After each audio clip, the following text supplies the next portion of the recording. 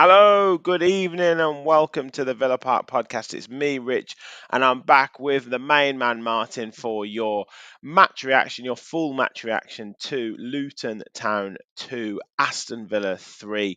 And boy, what a game it was! Absolutely had everything in it, and Villa maintained their stranglehold on the top four.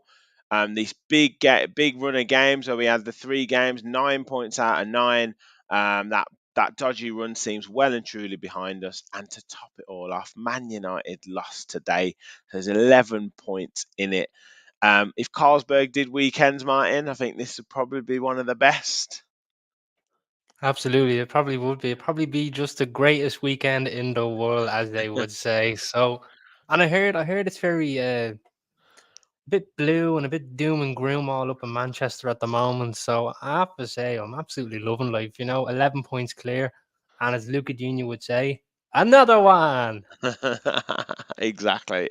Well, we have already got over 40 of you in the chat, which is fantastic already. So I don't need to say it, but I will anyway. Make sure you smash the like button and make sure if you are new to the channel, you hit the subscribe button. We are pushing on towards 3,500 subscribers on the road to 4K. So thank you all for your support. Yeah,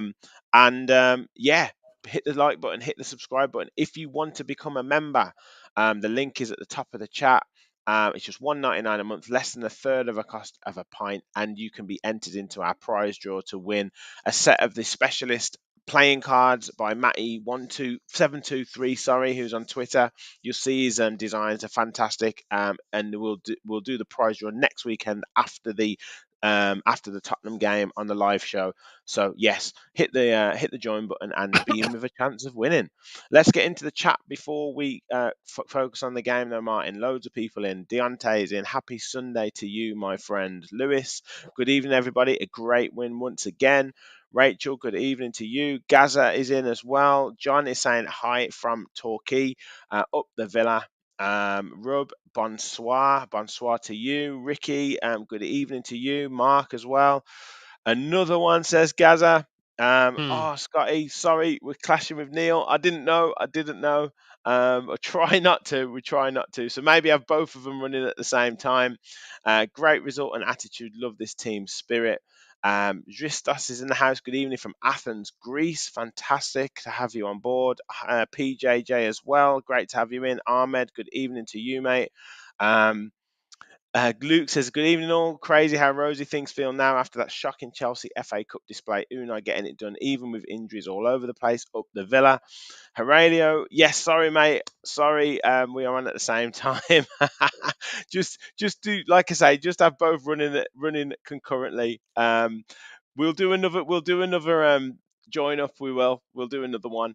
Willie said, evening guys, another 3 points in the bag, but that was close. Yeah, Lewis says, where the F is Sam? He was going to come on tonight. He said he was coming on. Maybe he'll make an appearance. He is ready to eat that humble pie on Ollie Watkins. He's getting his song ready. Kev was talking to him about it this afternoon, weren't you, Kev, about Sam and his Ollie Watkins preparations? He needs to be careful coming on, mate. Hi guys, by the way. Because he's like the hokey cokey, isn't he? Because he'll come on and say Watkins is absolutely sensational and I was wrong, and then Watkins won't score again until next season, and he'll be wanting to come on again, going, "I told you I was right." So I told him to just leave it for a bit. Wait till he's got his 20 goals in the bag and we've qualified for top four. Maybe. Yes, exactly. Yeah, he's got to. Yeah, well, let's just wait. But we'll talk Ollie later. We have to talk Ollie later. But yeah, I mean, another fantastic performance from him. Simon, good evening to you. Michelle, as always, good evening to you. Philly Fly Boxing, great result. It was absolutely. He hasn't been kidnapped, Rub. He hasn't. Gary, hi guys. Mad Hatter's Tea Party. Exactly, it was a Mad Hatter's Tea Party. Aurelio Watkins Golden Boot this season. We'll wait and see. PJJ Sky Sports still talking of Man U finishing fourth. We will get into that because Kev, your tweet is still catching fire as we speak. So yeah, we'll talk that a bit later. But wanted to get into the game. first. Obviously, I don't want to go through every moment of it. We'll talk more kind of about key moments, talk about players, performances, a couple of things that might be of a slight concern, but generally, let's say generally very, very, very positive times. But Kev, that first half probably up there with some of the best football Villa have played for this season. Like Luton didn't really get near us, and Watkins was finding spaces, Leon Bailey was finding space, John McGinn was finding space, Jacob Ramsey. It was almost exhibition stuff that first half. Just fantastic flowing football. Yeah, it was tremendous. I mean, it was obviously two good goals as well. But it could have been 4-5. It could have been Sheffield United again, really, couldn't it? Over by half time, basically. Obviously, that bit us on the rear in the end when it wasn't for a period of time. But yeah, I think the one thing that Luton have done at home this season is they've put it to all the big teams. I know that obviously they've had some decent results. They've still lost a fair few games. Maybe that's that naivety and ultimate quality that's cost them. But they've had a go at teams this season. They've been so much better than Burnley and Sheffield United had from a newly promoted team's perspective. So with that in mind, they probably came at us and played out and didn't sit back too much. And that against Aston Villa these days is just a dangerous, dangerous game to play because we are so good. I mean, that second goal epitomised everything, really, just the speed of thought and getting in behind. But Watkins on the form he was in, and we'll talk more obviously about him later in detail, but I just think that, Ramsey was looking good. It's a shame what happened with him. But, that's the kind of thing which I think we showed earlier this season, and teams seemed like they worked us out a little bit and dug in a bit. But, it was just great to see. It was the exhibition stuff, you're right. Yeah. I mean, Martin, I'll come to you, mate. I think you might be on mute. There you are. Just in terms of, like I just said, it was... I mentioned this with Max in the match preview, where we can attack from all angles. Like, obviously Watkins gets the 2 goals, so he gets the headlines, rightly so. And as I say, we'll focus on him in a second. But Leon Bailey was looking dangerous. Yuri Tielemans, Jacob Ramsey could have scored. Obviously, shame he went off injured, but Morgan Rogers had chances. There was players just popping up in various areas. It could have been 3-4-5-0 at half time. Absolutely, and it could have been, but the goalkeeper, as all season, the Luton goalkeeper, Kramiski, I think is his name. Forgive me if I've got the pronunciation wrong, but he's pulled off some fine saves all year in the league. So he's well and kept them in games, regardless if we were 2-0 up at half time. Because being 2-0 up at half time is, in my opinion, can be a very dangerous lead, because the team will just come out guns blazing, looking for an early goal, looking for that chance to get themselves back in the game, and that's exactly what Luton did, and then brought the 2-2. But in the first half, we probably should have been well out of sight, because Ramsey had a great chance with a ball from John McGinn, and again, it was a fine save. Ollie Watkins probably missed 1 or 2 that went just wide or just over, and it wasn't that far off. And then obviously Leon Bailey had himself a chance which deflected just over the bar as well. And it was coming from all angles, and Luton just had no answers. And it only really to the end of the second half that they start getting that little bit of momentum and free kicks from everywhere in the pitch. But even at that, I felt we were really comfortable, and we made hard work of it then in the second half. Yeah. Like I say, I'll come to that in a second, because I think partly it's the way Luton set up, and partly it was down to us. But just talking on that first half, I mean, what was pleasing was the fact that we scored 2 goals from set pieces. Kev, I mean, we've not generally been fantastic directly from corners. First goal, ball in for Bailey. Great header from Watkins, direct off a corner, and then the second one, quick thinking from a set piece. And adding goals from set pieces is another area where it's good to see us kind of, hopefully potentially improving in that area.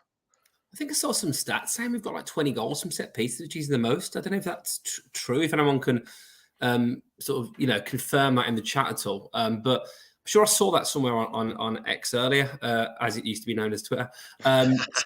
Everyone says that now, don't they? Yeah. I think I'm talking about some porno site or something. Yeah. Anyway, so Yeah, Unai Emery comes trying to fix your boiler. Stop it! Don't get right. Apparently. So yeah, if that is true, I mean, I've always got this feeling, Villa, that lately there's been a few question marks over McPhee because we're, a bit dodgy on defensive set pieces and seem to keep hitting the first man.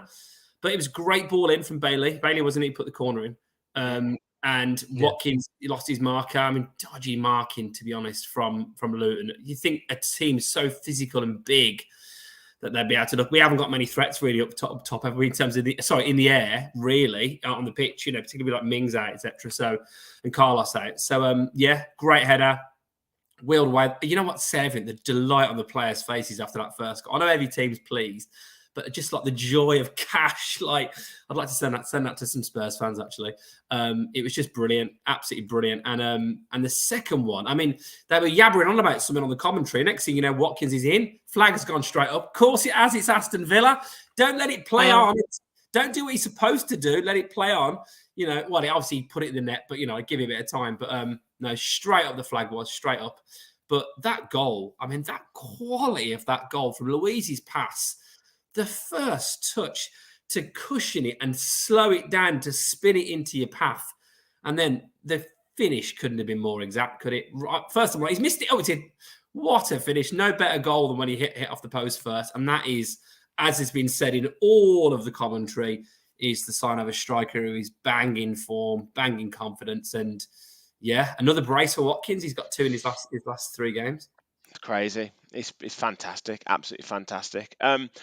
So that was the really good part of the first really good part. Obviously, very, very good first half, going in 2-0 up. As you said, Martin, could have been 3 or 4, probably should have been 3 or 4. But we do know, Luton have given tests to other teams this season, particularly at Kenilworth Road, Arsenal, Man City, Newcastle, Liverpool. So you said just there yourself, 2-0 at halftime. If a team comes out and gets a goal, gets their tails up, particularly if they're at home, they can really put under pressure. And, that's exactly what Luton did. And they pushed on us about 10, 15 yards further forward. They put pressure on us. It got to that point where we were struggling to get the ball out. We didn't have as much space. And then the set piece, this defending from, we know Luton are tough from set pieces, but just seems really chaotic at the moment whenever we're defending set pieces, and our weaknesses were exposed again on last night. Yeah, I don't really know what's up with the defender from set pieces at the moment. Maybe it could be a thing that Emery's not working on defending set pieces, or is it a case of we've been focusing on attacking set pieces more rather than the defending side of things? So that element could play into it, but you never know. I'm sure Emery will have a plan and an idea of what to do for that situation. But coming back to the point then, with Luton's home games, like Man City have gone there, they've struggled because they went 1-0 down. Liverpool were 1-0 down for so long in the game and only got a late equaliser. Newcastle lost, Brighton got smacked 4-1. Who else? Arsenal very, very luckily got themselves 3 points. And again, like I know, so do we. And Chelsea have even gone there. They had a 3-goal lead and very nearly blew the game as well, because Luton is a team, when they're at home, they don't give up. It's literally from minute 1 to the final whistle that their energy is through the roof and they want to perform for the fans. And I have to give great credit for that. They're probably been the most entertaining team to watch from the teams that have been promoted to the Premier League this year. And being 2-0 up at half time, I think there's always going to be a thing of complacency after that performance that, maybe Luton are not going to be in this now anymore. And we're probably going to get 2 or 3 more. That would probably be the dressing room feeling. But in saying that, you can't get too passive or complacent in the Premier League, because if you do that, you're going to get punished for it. Regardless if it's bottom end of the table or top end of the table, you are going to get punished for it.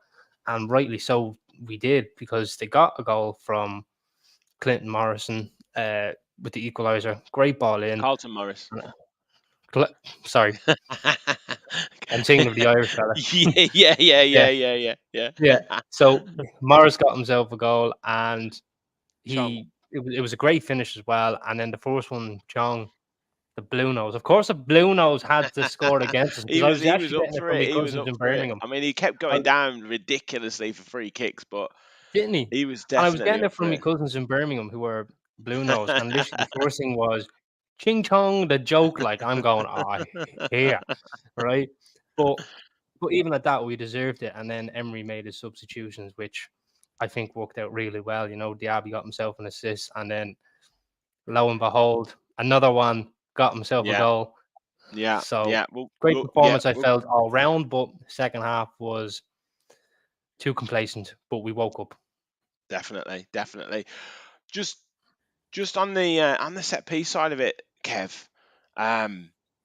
It was weird because I was thinking like whether it was like whether like Martinez could do a little bit more with regards to set pieces and being a bit more dominant in the box, but he caught like a lot of the corners that came in. You know, he was pretty, you know, very very much up for it. He was coming out and commanding where he could, but the goals that they scored from, I don't know, I just felt like it just seems to be whether it's tension, whether it's people aren't quite used to who they're marking, or whether it's they're trying to stop them from getting a run on them, and then all of a sudden they're losing track of where the ball is. It just seems a bit kind of all over the place in that box. And I mean, we do 100% miss a Tyrone Mings in there for defending those set pieces.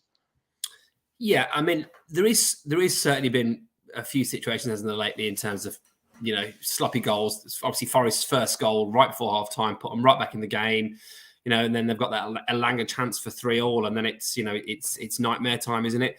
And again, you know, they just kept getting more and more joy. We could see it happening. I think it's a combination of factors. I think the referee was abysmal. And I think there was free kicks that we were not getting. And I don't understand what was going on with that, because you made the point about Chong going down like really easily, but Mengi was on the verge of like getting, you know, criminal proceedings against him for what he was doing to Watkins. Kept just grabbing him around the neck and hauling him down, and nothing was given. I couldn't believe it. I was screaming at the TV. So if you're going to give away free kicks, or the referee's going to give away some cheap free kicks, or however you want to view that point, right? Against Luton at Kenilworth Road, I don't care if it was Real Madrid, Barcelona, Bayern Munich, whatever. You know, you are going to be under some pressure. So I do think that at times that you just have to accept the fact that, you know what, you're going to concede some goals. I mean, look at Liverpool the weekend. They shouldn't have got the ball back, so therefore they wouldn't have scored that goal. And Forest easily, you know, Langer could have banged in a couple, couldn't he? You know, he missed a couple of big chances in a few games recently. And that's just the way it goes. And Liverpool also got a really late winner at Luton, or got late equaliser at Luton, wasn't it? I think it was. And, you know, like, and they've won a lot of games late. And, you know, and a lot of these teams are conceding goals. Man City again went 1-0 down today. You know, when we beat them, it was like 4 or 5 games in a row they hadn't won. I just think it's part of what happens. However, it doesn't take away from the fact that we are a bit brittle. But what do we expect as well? We were without Carlos. We were without Mings. We were without Kamara. We haven't got Dendonka as a kind of cover if you want to bring someone else in physically like that. It is a struggle for us. I think with what we've got personnel wise, it is our one weakness. But I think if we had no weaknesses at all, we'd be miles. Oh yeah, of course. Yeah, it's just you know, set pieces are you know, areas of the pitch and areas of the game where you can specifically, you know, set people up to be, you know, to have that specific job. And if you concede off it, you know that it's a sloppy goal, or it's something that's gone wrong with a person's responsibility. So, you know, that's where you can kind of really work on stuff. But yeah, 100% agree. I mean, loads of comments coming in. Scotty says ref was atrocious. 2 fouls booked Mengi, 6. Yeah, 2 fouls we got booked. Mengi did 6 and got nothing. Sharik though says it's concerning how we concede in the exact goal every single week. Header across the box and someone to tap it in. Good point. Gary H said thought it was Jamie Oliver refereeing at one point, made a meal of everything. Yeah. Where else have we got? Yeah, Luke says Mengi not getting carded was wild. Then they found injury and smashed into us again. Mental. 100%. Dunk's in the house as well. Great to have you in there. Luton played for set pieces all night, he says. Sharik says our defending in general is poor. The whole structure is based on playing offside opponents. Only need to get it right once in a match and they're clean through. I would say that's the same for a lot of teams. A lot of teams will have chances. It's the case is the case in any game. Stephen said if we lost, the ref might have got a bit. How many fouls he missed on Watkins alone? PJJ said, like you said about our attacking corners, we lack height and physicality at the back. Deonta said it was a game of two halves, and you can make the case that Luton deserved a draw, but Villa's quality came through in the end to get the boys over the line. That Champions League winning mentality. Rich, Yeah. can I just say quickly on the defensive record? Surprisingly, we've got, I mean, it might be not surprising, but we've got the fourth in the league, fourth best goals conceded, equal with, guess who with? You'll never get it. It was someone towards the bottom of the league. Yeah. Is it Everton? It's Everton. Yeah. Everton have got the fourth best defensive record. They've conceded 37, unlike us. We've scored 59, they've scored 29. That's pretty why we are where we are. But my point is, again, it's like, it's not as bad as people think. And I know it's, we have to talk about stuff because obviously we're a football podcast and we talk about problems and good things and bad things, whatever. But I think if you look at all the aspects of our play and things we are good at, I think Longley actually has been one of our better players lately even in this run. I think he's been more physical than I thought he would have been as well. And I think he's done that job pretty well. I think Torres, obviously, when he's been fit, has come on that thing, in that side of the game. Konza-Back's obviously a big one. Bit more physicality.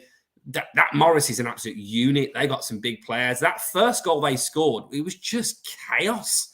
I know. Cash clears it off the line. Martinez. Yeah, you can't argue. Like, you're going to concede goals. That's the fact. And I don't think it was down to any particular defender having a good or bad game. It's just as a coaching unit, as a team, as Austin McPhee as a set piece coach, he will be disappointed in the fact that we're conceding goals off specifically the same type of set piece, and that was ultimately not good enough from that perspective. But yeah, you can't be perfect in every single aspect of the game. Absolutely not. One part you did touch on it, Martin, that was excellent.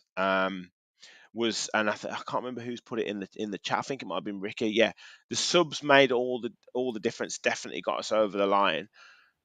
Decisive management. Now, a lot of people were maybe calling for it a little bit earlier, but ultimately the timing was right because it got us the winner. But 4 substitutions at one time, taking off Morgan Rogers when he'd already come on. I know he had quite a lot of minutes because he came on earlier, but we've talked so many times about, the previous managers that we've had about not necessarily making the decisions or the key decisions to influence a game or when and where to do it. But you definitely can't say it about this manager. I mean, 4 substitutions and 2 of them combined for the winning goal. That is proper coaching. That is proper management, isn't it? Absolutely. And I think he showed a great display of not to panic. I know when you make 4 substitutions, you might say, oh, that's panicking. But if you think about how long it took him to make 4 substitutions, when I know when it was on Twitter that, fans were like, oh, make the substitution quick. We're only 1 goal in now. We need a bit of a change. And, Emery displayed that don't panic. Just because they've got 1 goal back doesn't mean we panic. It's how the players deal with it on the pitch themselves as well. And sometimes the players have to take responsibility and credibility for what's happening on the pitch, not just the manager. Because the manager can give you all the tools and all the bits necessary, but the players are the one who has to use it and make the most use of it. So when that happens, Emery didn't panic. We even got the 2-2, and Emery still didn't panic. About 5-10 minutes after once they equalised, he made the 4 substitutions taking off Rodgers because I thought he was probably found out defensively, Rodgers, so that might be a while for him to put back in. He brought in Digne, Diaby, and Zaniolo, which was ultimately worked out really well because 2 of them combined for the winner. So, and what a ball in from Diaby as well, and Luca Digne in the back post, bullet header into the corner. Not much more you could ask for. And then when he was leaving the dressing room or coming into the dressing room, you could just see him doing it again, but with the ice on his face. Another one, and there he is. What a goal it was! And you can see, and even just there at the back there, if you look at Mike Oliver, there might be a small disgust in his face, going, "Villa after scoring, great. What can I do here to disrupt this?"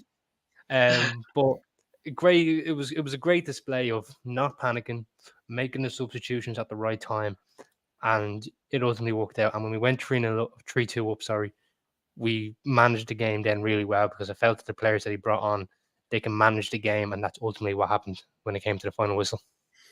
Yeah, and Michael is in the chat. Good evening, all. Kevin is correct yet again. Kevin, are you paying Michael now? Well, let's be honest here.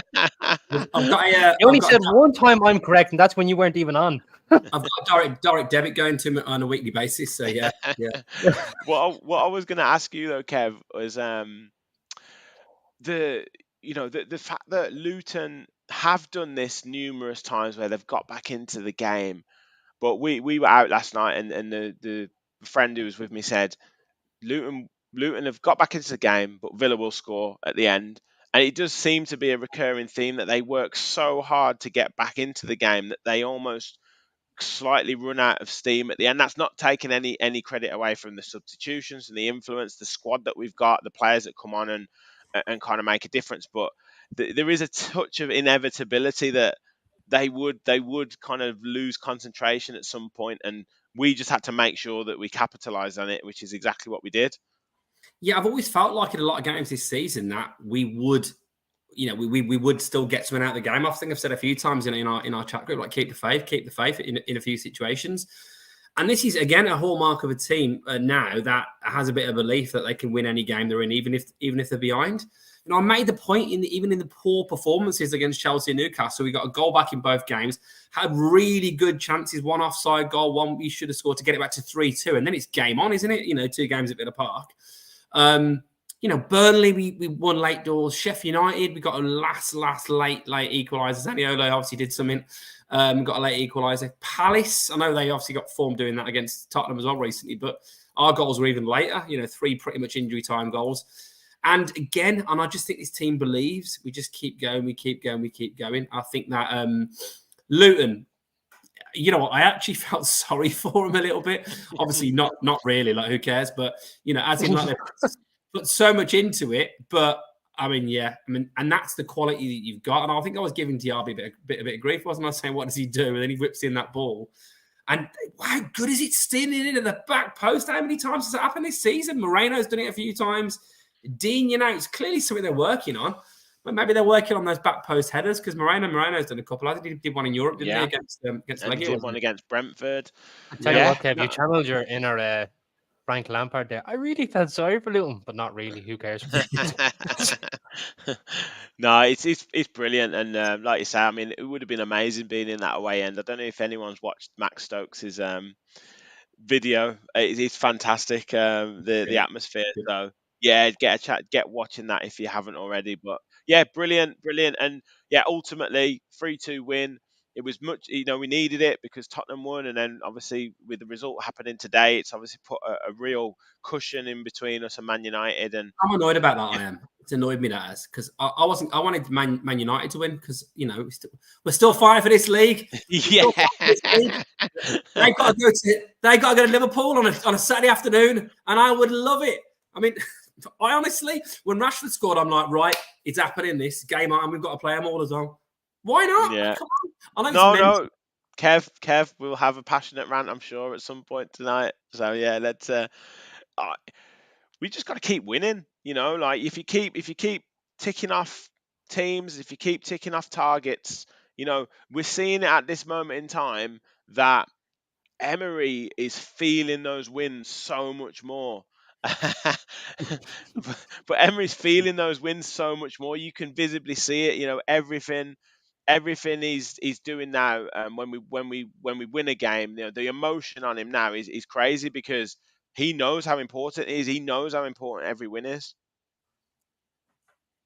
So is that to either of you? Either. Yeah. Look, someone's got to win the league, right?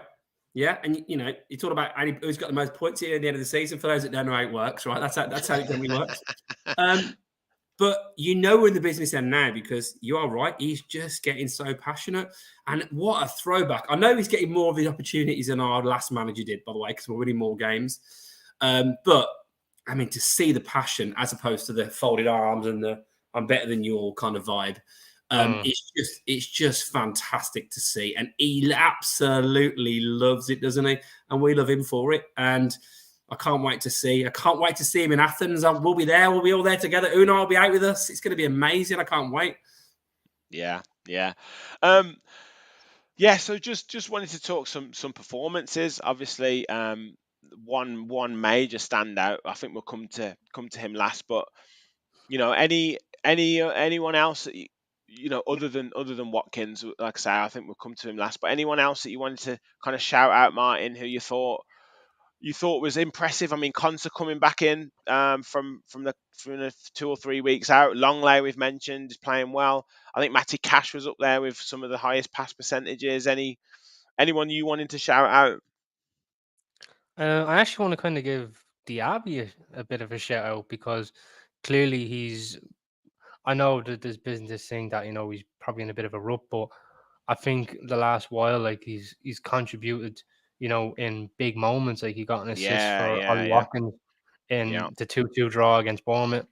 He nashed himself, I think, a goal in one of the games. I can't remember which game it was, but he got himself a goal from the bench as well, and again the assist for the winner. So he's clearly come on in big moments to get us over the line, and that's a great player to do that. So clearly he's shown a sign now that he might be on the bench at the moment because he's not particularly performing well from the start, but he's playing his role. Like Leon Bailey at the start of the season when the Abbey was starting ahead of him, Bailey was working hard to try to get back into that starting 11, and we were loving him for it.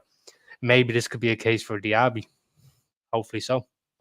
Yeah, yeah, yeah. I mean, people. Yeah, I was going to say, Kev, it's really good to see now that when we were talking sort of over Christmas, was struggling with players off the bench and who would he bring on to impact a game. And some games he was making one sub. Now he's got that ability to bring on.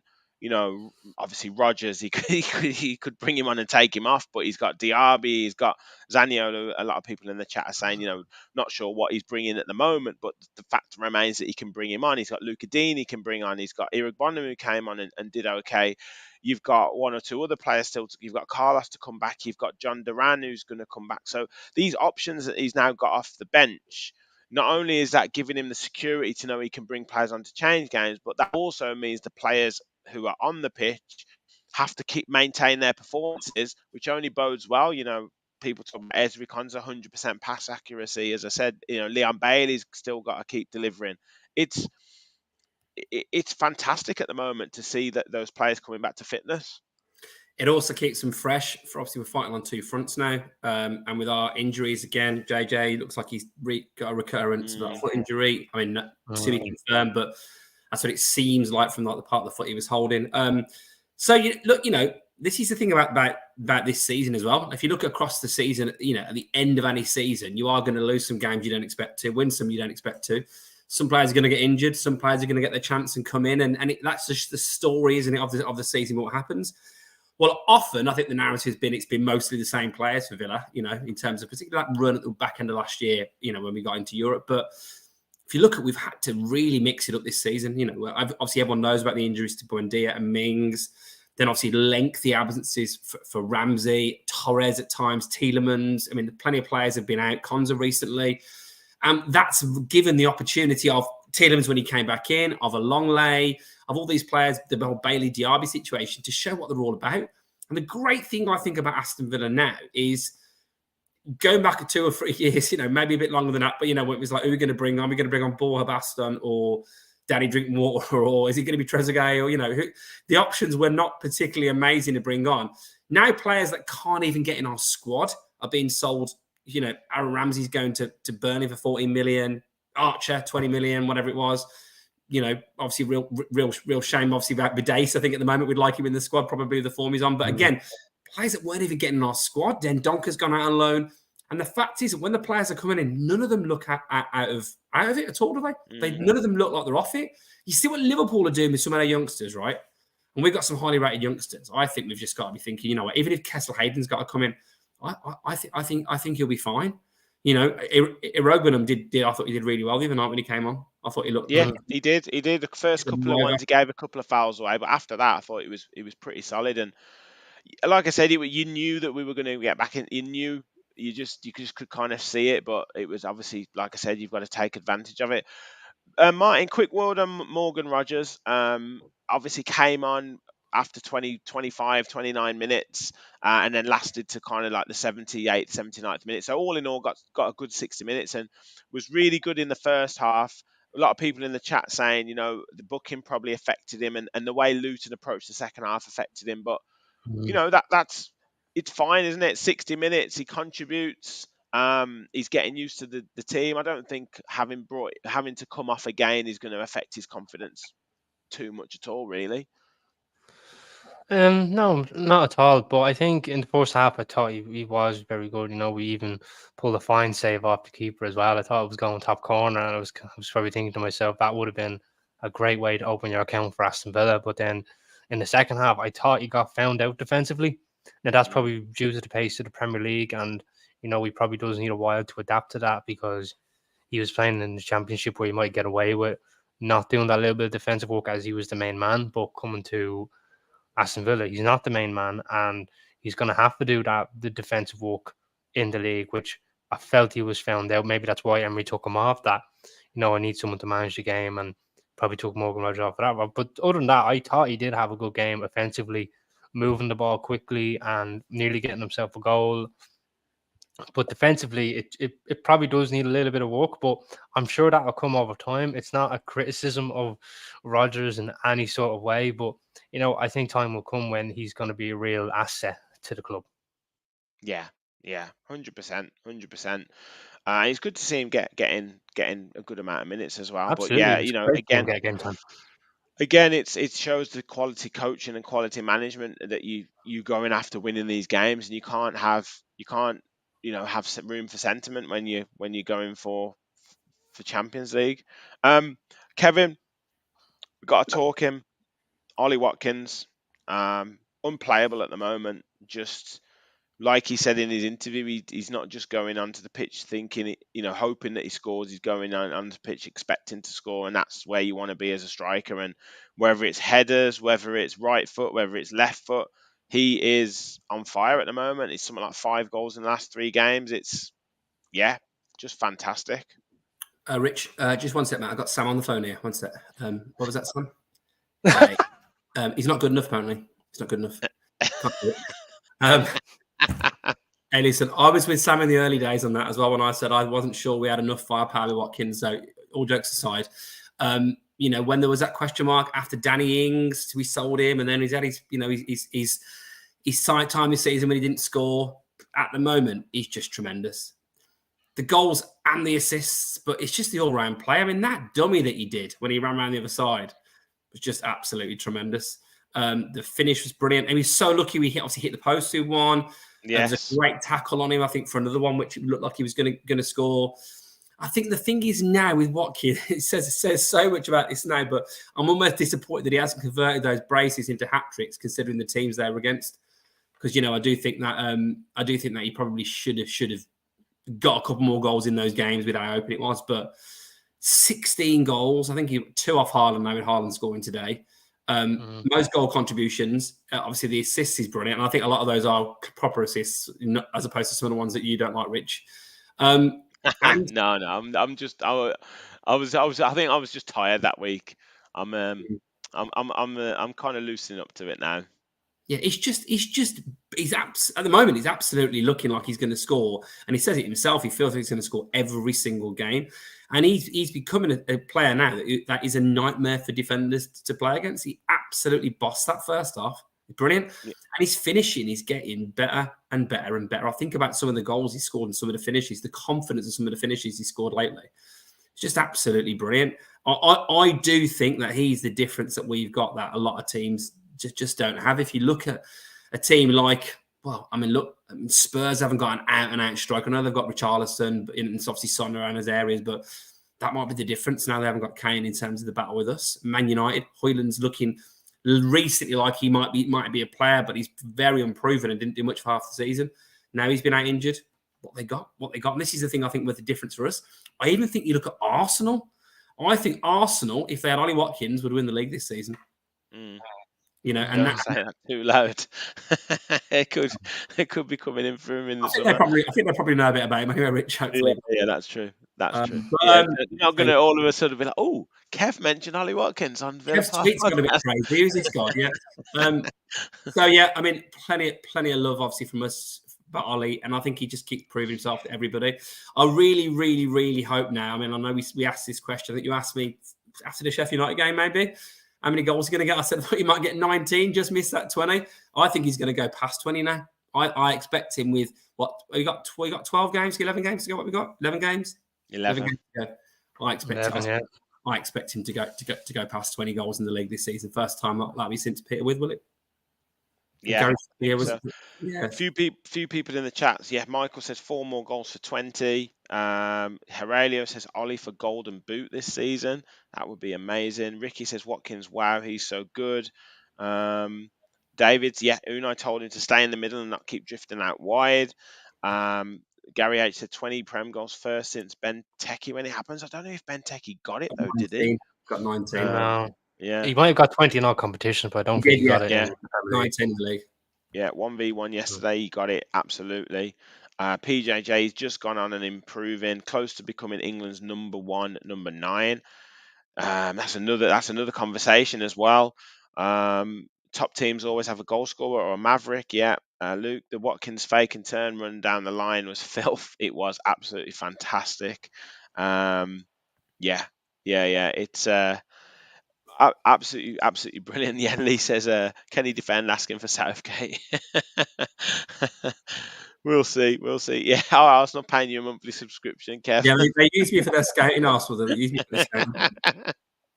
But yeah, I mean, anything else you wanted to sort of say in the Ollie Watkins loving Martin? I mean, just are you confident he's going to get the 20 Prem goals? Are you confident? I know not that it massively affects you too much, but you know, are you thinking that he potentially challenges Harry Kane or even potentially plays up front with Harry Kane for England? From an English perspective, and God forgive me, I really hate saying it, but like I couldn't really care. But like from a Villa perspective, I think he should be starting for England because if you look at his all-round game, never mind the goals, he's got himself 10 assists in the Premier League, and how he creates chances as well for other people and bringing people into games, and he's got all these goal contributions in the league, and he doesn't take penalties. How many penalties Harry Kane take? How many penalties does Mohamed Salah take? How many penalties does Erling Haaland take? These players, yes, they're penalty takers, and don't get me wrong, they're still great goal scorers, but Watkins has done it, and he's not even a penalty taker. And that's just, to me, that goes to show that he is a top striker now at this minute, and Emery's completely changed him. Because remember when he was on Soccer AM and he told Tubes, Emery just said, stay in the middle. Stop going out here, stop going out there, stay here, walk the 2 centre halves. That's all you have to do. And look how it's turning out to be at the moment. And with Harry Kane, obviously, and Ollie Watkins, Harry Kane can play in the 10. Like, that's where he can play. And you can have Foden out left, you can have Saka on the right, and then you've got Ollie Watkins up top. And that would be like a frightening front four. And I think any team would be terrified to play against it. And, you know, and then obviously there's this thing going around like they showed on the Sky Sports with, you know, the goal contributions of England strikers and forwards at the moment. And Ollie Watkins is sitting second behind Harry Kane. And but Martin Rashford scored today, didn't he? So, you know, sorry, Ollie. You're right. And it was in front of Southgate too, wasn't it? So, Yeah. And I seen a thing Paddy Power put up, Ollie Watkins is in form, but he didn't play in Saudi Arabia like Jordan Henderson. I'll put him on the standby list just for the time being. So I think in my opinion, Ollie Watkins should be the number 9 for England. Drop Harry Kane into the 10 because you know what he's like when he plays, how he comes deep for the ball, he likes to turn off and gets through ball. And if he's got the likes of Foden, Saka, and Ollie Watkins just ahead of him, that would just be it would be frightening. But from an Irish and football fan perspective, England, I don't care about you. Do what you want. I'm concerned about trying to get ourselves a manager. Never mind. Mute him. But yeah, I mean, he's got to be on for the 20 now, hasn't he, boys? He's got to be. You know, 4 in 11 he needs. He's got to be on for it. I mean, hopefully he gets a hat trick next week against Tottenham. I think he might get 23. That'd be incredible. He scores against the big teams, doesn't he? He's got a good record against the big teams. Yeah. Yeah. Stephen says Martin for England manager. Sounds like No, and no, Adamski no. said Southgate isn't that clever, Martin. So yeah, Hmm. you've already got one up there. Mm. Yeah, just like I say, he was fantastic. Obviously, Alan Shearer did a real feature on him on Match of the Day, yeah, he's just playing fantastically well. Now, I did want to just come to before kind of finishing up the show. I did want to come to your kind of tweet on other pundits or other pundits, and I know we shouldn't really be bothered too much about kind of whether we get the credit or what we do. And I know sometimes they're just trying to kind of build up the story for the Premier League, but something irked you a little bit this morning, Kev, with Darren Lewis and the pundits on the Sky Sports Football Sunday Football Show. Just Kevin, anyone just hasn't seen on Twitter, what was it that they said and kind of how did it come just before you across? do that, Kevin, let me just drink the Sky Sports Man United tears first. Yeah. Now, fire away. Yeah. Well, I don't normally watch a lot of those some of those pundit shows. I think the Monday Night Football type stuff's pretty good, but some of it's I just think pretty bang average journalism. But anyway, I had it on. Thought see what they're saying about the games. I couldn't believe what I was hearing. I mean, it's just such lazy, poor journalism. Talk about the Luton Villa game. The question that was posed to him was, are Villa now like basically in pole position for top four? Well, the home form is sensational, but their away form basically is a bit of a problem, was a bit suspect, and it's like we're fourth in the away table. So we're going to finish in the top four, and we are fourth in the away table. And our recent and Man United's away form too. It is, and our recent form is it's only a bit better by the three teams above us, I think. So our recent form away is the one thing that's keeping us going, when our home form's been a bit dodgy lately. So that's like, if you know anything about Aston Villa, and a few of the comments, I mean, the tweets gone crazy, like ridiculous amount of views and which is really good to see. But that's someone said, but they all talk rubbish on these shows, but that's his job. His job's supposed to be a chief football writer, 20 odd years in the game. He's talking absolute baloney. I mean, if you've got something, if you could say, you know what, I think Spurs will finish ahead of Villa because, I don't know, I think that maybe, with Villa's injuries and Spurs or Maddison and, somewhere, if you've got some reasonable argument, but to say something which is patently bullshit and untrue. Our away form, because we lost to Newcastle at Newcastle and Liverpool at Liverpool. I actually struggled to find really good examples of teams that have beaten us away because it hasn't happened that often. Well, I mean, I tweeted that. I was like, yes, fair enough. You might have been able to paint that picture when we lost to Forest, which was in October, I think, when obviously we'd lost to Liverpool, we'd lost to Newcastle, and then we lost to Forest, and I think we'd drawn against Wolves, maybe. So you could maybe say our away form could have been a bit better, but the last few games, our away form has kept us where we are because our home results hadn't been quite as good. So just to even if you'd have said, right, do you know what? Their away form at the moment is sitting at fourth in the league, which is where they are. That's great. They have got one or two tougher away games to come. Yeah. They've got to go to Man City. They've got one or two other teams that they've got to play away from home. We'll see kind of where that sees them at the end of the season. Maybe you could see that, like at least try and have a look at some of Villa's recent away games or recent form and say, well, you know what? They've won three away games in a row. So that their away form hasn't been bad at all, but they have got a few tough games to come. So that's why I think it might go to the wire. But just to kind of say, oh yeah, their home form's been great, but their away form's not as good. It's just complete lazy throwaway comments, Martin, and it's just. That's the thing. Like, if it had been the Man United, if it had been one of the big six, they would have known every single result of those teams. But because it's Villa, or because it could have been a Newcastle, say last season, or because it could have been someone else, they don't really care about their results until they play one of those big teams. No, absolutely not. And it's not just Villa either. Like, if you look through the years of teams trying to break into the mold of trying to get themselves into the higher end of the table, and they still talk about how bad United are doing, how bad are Liverpool doing, how bad are these top six teams doing, rather than remember, when West Ham were trying to fight for Europe, Newcastle getting themselves the Champions League, Leicester City even winning the league, and now look at us, and Brighton as well. There was No talk about how good they're doing. But when it came to, like, say, Brighton against Man United, and Brighton smacked them 4-0, they were talking about how bad Man United were playing. Never mind how good Brighton were, Yeah. how bad Man United were. That's what they look at. They look at this. I almost feel like they're just top six trained or big six trained. And I want to know who put Spurs in the big six. No disrespect to Spurs, but when you look at the list of the most successful teams in England, Villa's ahead of Spurs. Like, we're sixth. And it's Mm. Liverpool, Man United, Arsenal, Chelsea, Man City, and then it's Villa.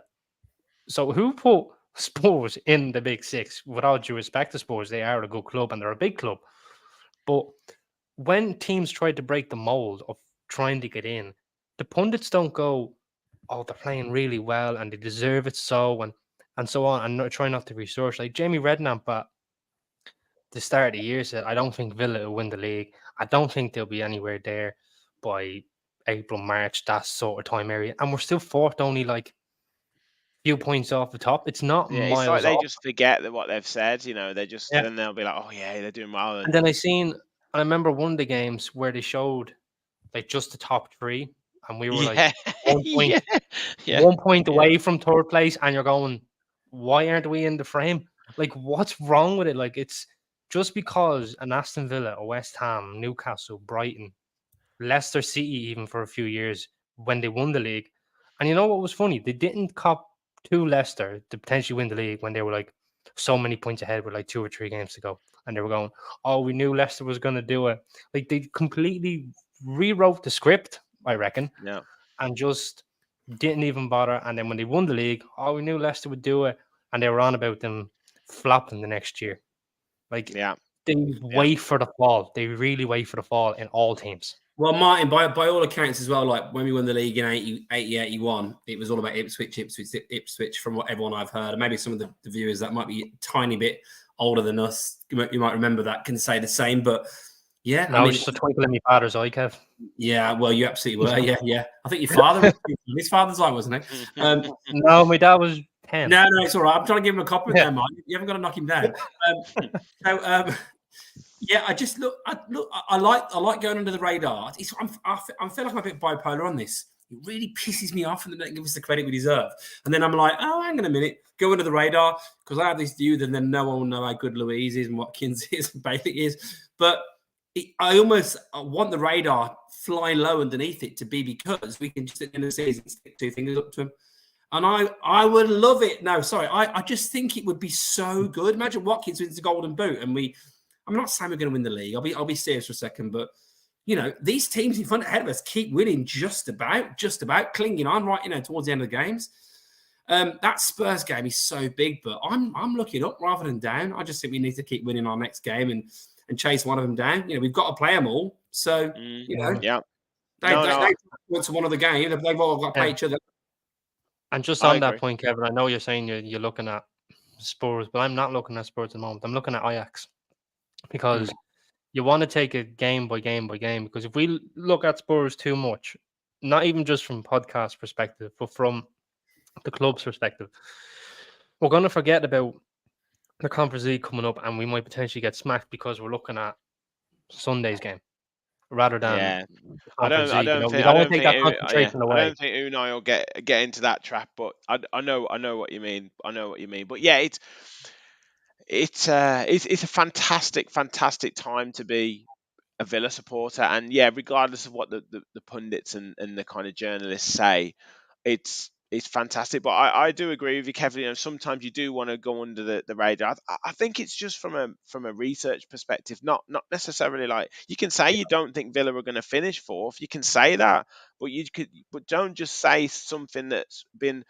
just a line that's been trotted around because someone said, "Oh, Villa have got a dodgy away record." Like it doesn't fly anymore. It's not true. But anyway, so many comments in the chat, guys. I'm trying to read through, but yeah, just generally about pundits being bad. Rod says, Simon said all they do is pat us on the head and head back to Man United, but who cares exactly?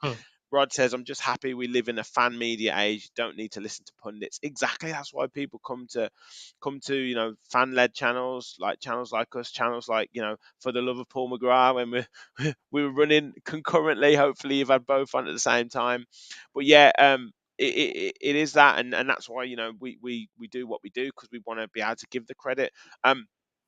Over 100 people watching, which is brilliant. Hit the like button, guys. Hit the subscribe button. Help push the channel on. We're on the road to 3.5k, pushing on to 4,000. Just to finish up though, Kev, loads of people in the chat talking about it. The Champions League push. We said we're 11 points clear of Man United. 5th place. Depending on how the teams do in the in the various, I'm coming to it. In the various competitions, 5th place should get it as well, so that gives you that extra security. But we don't want that, do we? We don't want that. We don't want to have to rely on that. We are well in play for 4th spot, and even potentially further forward, as you say. So I just want another Kev positive message to finish up the show. Pressure, mate, pressure. But I'm here for it, memory. I love it. Pressure is a privilege, as they say. I need one of those Gerard magic moments, don't I? Know. So that's the last time I mentioned him. Look, we've been Champions League form level, performances for over a year now under Unai Emery. So this is just not a surprise. I mean, I did predict us to finish top 4. I think even on our pre-season pod where we did our predictions. So I'm looking forward to playing that back and hopefully, not crying tears of being wrong. But every time this team has been down, they've come back. The form's been consistent. Do you know what I think is great about this team at the moment as well is that all of these problems that have come, they've alluded to it in a couple of interviews lately about the 3 ACLs, but it's almost like it's galvanized them a bit and there's been a bit of a siege mentality. And I reckon that in the dressing room with the kind of guy Unai is, I reckon they'll all be bang up for it. They won't be saying much in the media. They won't be talking about it, but I think secretly they'll be absolutely fired up by it. Because right now, I still look at the madness of this. If Liverpool hadn't got that ridiculously late goal, which shouldn't have stood really, then we would have been at the time would it have been 6 points off top of the league, and it's March. They've started doing the graphic now, race for the title. Have you seen it on the games? Yes. Yes. I'm thinking, why aren't you showing Villa Wolves race for the title for Villa? But anyway, fine, we won't go into that, right? But this is the business end of the season. We're in the knockout stages of a European competition. We've got a game away at Ajax, 50,000 people on Thursday, and then we've got a game against Spurs, which basically is that 4th place shoot. Even if we lose that, we're still effectively 3 points ahead of them with our goal difference. We're 12 points effectively with our goal difference ahead of Man United. This is an unbelievable time to be an Aston Villa fan, and this squad of players has just done unbelievable things considering the injuries they've had as well. So these next few weeks are going to be amazing, and I am absolutely here for it. I can't wait to see what happens. I can't wait to see, that I've got my tickets for the home leg against Ajax, but going to be a late night for the kids. But by that point, then, and we've got tricky games. We've got West Ham away, we've got Wolves at home. Business end of the season, but I just feel like we keep knocking off these games. Look at the recent games as well. If you'd have said after that tricky run, well, you got Sheffield United away. They've picked up a bit. Look what they did to you back in December when you got the late. Or you've got Forest. Oh, Forest, look like a bit better under Nuno. Or it won't be easy going to Luton. And we've taken points in all of the games. And to be fair to Man United, we should have beat them on the day. So there's so much to be positive about. Cons is back. Hopefully Torres is back now. Let's have it. Absolutely. And this picture epitomizes it. It's our thumbnail for this show. The team spirit is just tremendous. And yeah, the Villa that we had at the start of the season and the back end of the last season is well and truly being back for the last 5 games. And with the players coming back, like you say, Kev, I am 100% positive it will continue. Yes, we might lose the odd game here or there, but we know that the team will bounce back. We know we've got goals in this team, and I am supremely confident that Champions League football will be at Villa Park next year, and potentially a European trophy will be on the mantelpiece as well after this season. So everything is positive at the club at the moment. Boys, I think we call it a night there. I don't think there's a better place to end it. Thank you everyone in the chat, and thank you for all of your comments. As I said before, smash that like button on your way out if you haven't done already. Subscribe to the channel if you are new. Thank you so much for your support. If you want to become a member and get yourself in the prize draw for the set of exclusive Aston Villa playing cards, then do please join as a member. We will be back with Talking Tactics, Fans Forum, match preview for Ajax, match reaction for Ajax, match preview for Spurs. So many shows coming up this week. I don't know how we're going to fit them all in, but we will do that for you. Have a great night, everyone. Get yourself watching Match of the Day 2 for the goals from yesterday again. Thank you all for watching, as I say again, and as always, remember, we all follow the Villa. Thanks all.